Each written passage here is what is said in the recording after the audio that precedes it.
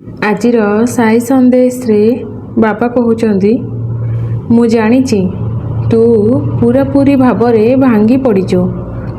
ଯେତେବେଳେ ତୁ ପୁରାପୁରି ଭାବେ ବୁଡ଼ିଯାଉ, ଶେଷରେ ଯେଉଁ କୁଟା ଖଣ୍ଡେ ତୋତେ ମିଳେ, ତୁ ତା ଦ୍ୱାରା ନିଜକୁ ସାହସର ସହ ଜାବୁଡ଼ି ଧର। ତୋତେ ଦୁନିଆର ଆଉ କୌଣସି ଶକ୍ତି ବୁଡ଼େଇ ନା ଭାଙ୍ଗି ପାରିବନି।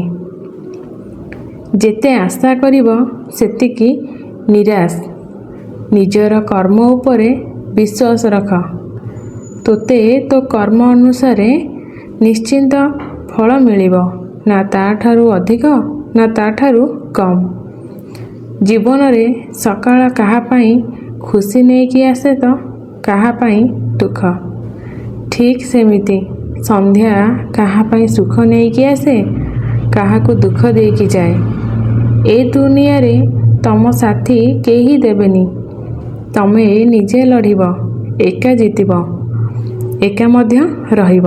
କାହିଁକି ନା ଦୁନିଆକୁ ତମେ ଏକା ଆସିଛ ଆଉ ଏକା ହିଁ ଯିବ।